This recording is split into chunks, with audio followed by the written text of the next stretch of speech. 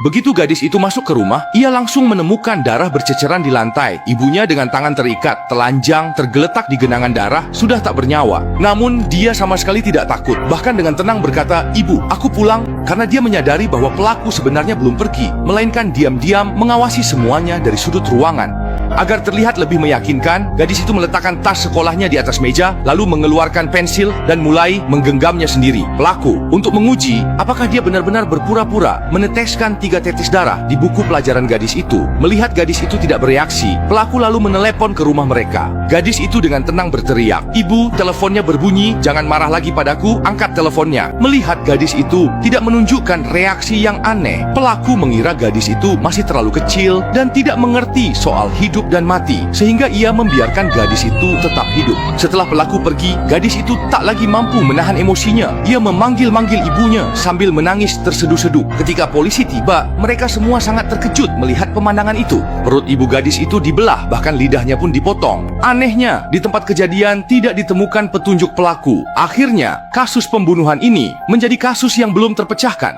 Semua polisi menyerah kecuali gadis kecil itu. Xiao Mei bersumpah membalaskan dendam ibunya. Sejak saat itu, ia memulai perjalanan mencari pelaku sebenarnya. Demi membalas dendam, ia mempersiapkan diri 20 tahun, sengaja masuk ke kepolisian sebagai detektif kriminal.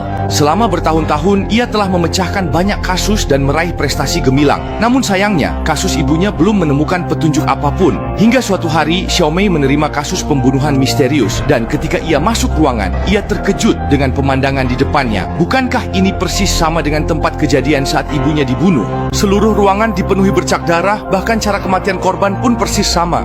Melihat tempat kejadian perkara, Xiao Mei seolah kembali ke 20 tahun yang lalu. Tak lama kemudian, ahli forensik tiba dan melalui pemeriksaan awal, ditemukan bahwa lidah korban dipotong, perutnya juga dibelah secara paksa. Metodenya sangat kejam, tidak ditemukan senjata pembunuh di tempat kejadian. Dari situ, Xiao Mei semakin yakin bahwa inilah pelaku yang membunuh ibunya dulu. Tak lama kemudian, berdasarkan psikologi kriminal, ia membuat simulasi ciri-ciri fisik pelaku. Pelakunya adalah seorang pria berusia sekitar 40 hingga 55 tahun, seorang penjahat yang sangat terorganisir dan cakap. Bukan hanya tenang, sabar, dan tajam, ia juga sangat percaya diri dan suka menantang polisi. Untuk membuktikan dia bisa lolos dari hukum, sangat mungkin dia akan menelepon kembali atau kembali ke TKP. Xiao Mei telah mempelajari psikologi kriminal 20 tahun penuh demi hari ini. Selanjutnya, ia segera membuat rencana, menugaskan satu tim berjaga di lokasi, mengamati apakah ada orang mencurigakan di sekitar. Sementara tim lainnya mengikuti Xiao Mei kembali ke kantor polisi untuk menunggu telepon. Menjelang tengah malam, pelaku benar-benar menelepon. Anehnya, dia tidak berbicara, melainkan mengeluarkan suara aneh yang menakutkan. Untungnya, polisi sudah melacak alamatnya, dan Xiao Mei langsung memimpin tim berangkat. Namun, ketika mereka tiba, tidak ada siapapun di dalam rumah, tetapi di lokasi ditemukan banyak suntikan, dan di dalam kulkas ada 4 lidah. Jelas sekali, pelaku sudah melakukan 4 kejahatan. Beruntungnya, polisi di tempat kejadian berhasil menangkap tersangka. Namun, ketika Xiao Mei membuka pintu ruang interogasi, ia terkejut. Pria ini baru berusia 21 tahun. Bagaimana mungkin dia melakukan kejahatan 20 tahun yang lalu? Dia pasti bukan pembunuh sebenarnya. Namun, modus operandi orang ini sangat mirip dengan pembunuh yang membunuh ibuku. Ini menunjukkan bahwa pasti ada dalang di balik dirinya. Namun, tak peduli interogasi Xiaomi, pria itu bersikeras dialah satu-satunya pelaku. Tak ada pilihan, mereka menahannya. Namun, Xiaomi tak tahu si pembunuh sudah mengincar pria itu. Polwan itu, demi mengorek siapa dalang di balik layar, setiap hari memaksa tersangka makan gyudon porsi besar. Karena dia tahu pria itu punya kegemaran unik terhadap lidah, suka mengoleksi, tapi tak suka memakannya. Dia berharap dengan cara ini bisa mengorek kebenaran dari kasus tersebut. Namun tak disangka, hari itu terjadi sesuatu yang besar. Saat makan, pria itu tanpa sengaja menemukan selembar kertas di makanannya. Begitu dibuka, ternyata tertulis, "Segera mati." Lalu dia juga menemukan sebilah silet di dalam nasi. Pria itu langsung mengerti, itu adalah perjanjian antara dia dan sahabatnya pelaku sebenarnya. Siapapun yang tertangkap harus bunuh diri. Demi melindungi sahabatnya, dia tidak punya pilihan. Kemudian pria itu melepas sweaternya, melipatnya dengan rapi, dan meletakkannya di atas tempat tidur. Setelah itu, dia berjalan ke jendela, menatap langit biru sejenak, lalu tanpa ragu memasukkan silet ke dalam mulutnya. Ketika polisi mendengar suara itu, pria tersebut sudah lebih dulu meninggal karena bunuh diri. Xiao Mei sangat cemas setelah mendengar kabar itu, karena dia sangat yakin dalang di balik pria itu adalah pelaku sebenarnya yang membunuh ibunya bertahun-tahun lalu. Kematian pria itu berarti jejak petunjuk kembali terputus. Ketika kasus ini hampir menemui jalan buntu, tiba-tiba sebuah telepon kembali menyalakan harapan. Seorang gadis berpakaian compang-camping ditemukan di jalan, dan di dalam saku bajunya tidak hanya ada foto Xiaomei, tetapi juga nomor teleponnya. Xiaomei merasa bingung karena dia sama sekali tidak mengenal gadis itu. Bagaimana mungkin gadis itu memiliki fotonya? Xiaomei ingin menanyakan sesuatu gadis itu untuk mencari petunjuk, tetapi dokter memberitahunya bahwa gadis itu dikurung bertahun-tahun, sangat takut dunia luar, tidak bisa ditanyai. Xiaomei menatap foto itu penuh pemikiran, seolah teringat sesuatu, lalu buru-buru membawa foto itu pulang. Dilihat dari sudut pengambilan gambarnya, sepertinya foto itu diambil diam-diam saat dia berdiri di depan jendela. Dia tiba-tiba menyadari bahwa dirinya mungkin sedang diincar oleh si pelaku. Tepat saat itu, panggilan telepon asing masuk, orang di seberang ingin mencari Wei Wei. Xiaomei mengira itu salah sambung, tapi siapa sangka orang di telepon malah mengejek. "Kamu bodoh, sudah selama ini masih belum bisa mengetahui identitasku dari Wei Wei." Barulah Xiaomei sadar Wei Wei adalah gadis yang ditemukan hari ini dan orang di telepon itu adalah pelakunya. Dia melanjutkan, "Wei Wei sudah bersamaku 12 tahun, baru saja aku membiarkannya keluar, pasti dia belum terbiasa. Kamu harus merawatnya baik-baik, kalau tidak aku akan memperlakukanmu seperti aku memperlakukan ibumu." Belum sempat Xiaomei menjawab, lawan bicara sudah menutup telepon. Tampaknya Wei Wei sengaja dilepaskan oleh pelaku untuk menantangnya. Polisi segera menyelidiki identitasnya, namun tak menemukan petunjuk. Xiaomei menduga latar belakang Wei Wei tak bisa dilacak, makanya pelaku membiarkannya keluar. Kini tak ada cara lain, dia hanya bisa membawa Wei Wei pulang dulu. Namun, tak disangka, gadis tak tahu cara memakai baju. Tampaknya selama bertahun-tahun pelaku telah menyiksanya. Xiaomei memanggil rekan kerjanya. Xiaomei yakin pelaku telah menyekap banyak gadis. Mereka mencari petunjuk dari hilangnya gadis dalam 15 tahun terakhir.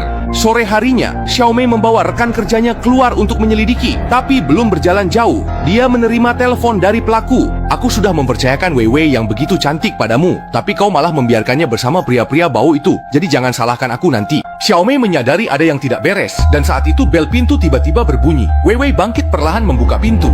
Ternyata itu paman. Rekan kerjanya mengira itu paman dari polisi, jadi dia tak terlalu memperhatikan. Mendekat ke lubang intip tanpa tahu di luar ada pistol diarahkan padanya. Akhirnya, dia ditembak di kepala dan tewas seketika. Rekan kerja di sofa belum sempat bereaksi, sudah ditembak mati. Rekan kerjanya yang bersembunyi di kamar mandi perlahan membuka pintu setelah mendengar suara, namun turut ditembak mati pembunuh. Ketika Xiaomei pulang dan membuka pintu, ia melihat semua rekan kerjanya terbunuh. Xiaomei bergegas mengejar, tetapi bertemu Wei Wei di tangga. Ia mengaku sedang bermain peta umpet dengan pamannya. "Di mana paman?" "Di belakangmu." "Ah, yes." Polisi wanita itu ditekan ke pintu kaca oleh si pembunuh. Si pembunuh sangat arogan dan terus mengacungkan pisau di depan Xiaomei. Dialah pembunuh yang membunuh ibunya 20 tahun yang lalu.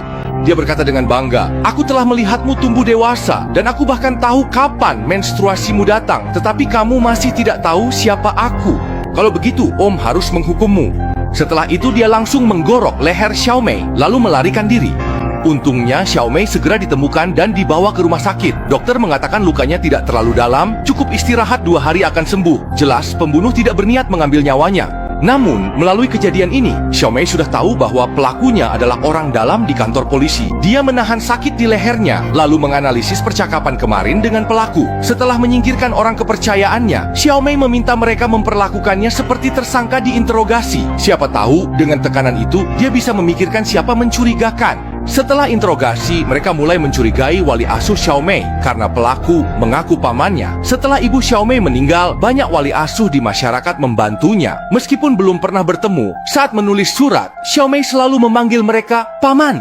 Sampai di sini, Xiaomei tiba-tiba teringat seseorang yang sangat peduli padanya, bahkan melebihi wali asuh yang lain. Akhirnya, mereka menemukan orang yang mencurigakan melalui alamat surat, namun tak disangka orang itu ternyata adalah Lao Bai dari kantor polisi. Bahkan Wei Wei pun mengatakan bahwa dialah pamannya, paman yang telah menahannya. Lao Bai ditangkap sebagai tersangka pembunuhan. Namun sebelum keluar dari kantor polisi, suami korban tiba-tiba muncul dan mengakhiri hidupnya dengan satu tebasan. Kemudian, Xiaomei juga membantu Wei Wei menemukan ayah dan ibunya, seolah semuanya berakhir bahagia. Tapi, benarkah semuanya sesederhana itu? Beberapa hari kemudian, Huang Yongnian dari kantor polisi menemui Xiaomei. Ia sering membantunya, sehingga keduanya sudah lama saling menaruh perasaan. Untuk merayakan dendam ibunya yang terbalaskan, mereka minum banyak sekali. Lalu terjadilah sesuatu yang seharusnya tidak terjadi. Beberapa menit kemudian, Huang Yongnian pergi ke kamar mandi. Tiba-tiba ponselnya berdering.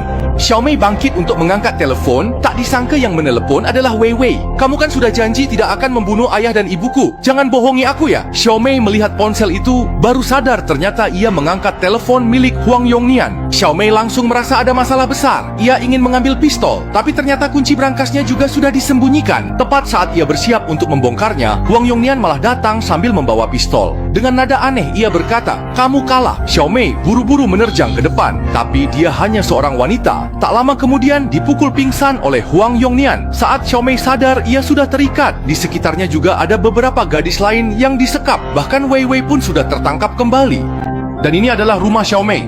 Huang Yongnian merenovasi tempat itu karena dia tahu Xiao Mei tidak akan pernah kembali ke tempat menyedihkan ini. Huang Yongnian lalu berkata, "Ibumu bodoh sekali. Dia membuka pintu setelah aku hanya mengucapkan 2 kata. Aku baru berusia 15 tahun saat itu. Karena dia tidak bisa mengalahkanku, ibumu pantas mati." Lalu dia menceritakan kepada Xiao Mei tentang pengalaman menyimpangnya. Saat berusia 15 tahun, sebenarnya dia dan seorang gadis kecil bermain bersama dengan sangat baik. Bahkan keduanya saling menyukai. Namun tiba-tiba suatu hari, gadis itu berubah hati dan menyukai orang lain. Huang Yongnian yang tidak terima memukul kepala gadis itu dengan batu sebanyak 150 kali, lalu melemparkannya ke laut. Awalnya dia sangat takut perbuatannya akan terbongkar, tapi ternyata polisi tidak menemukan pelakunya, sehingga keberaniannya pun semakin besar. Setelah membunuh ibu Xiao Mei, dia menjadi semakin tak terkendali.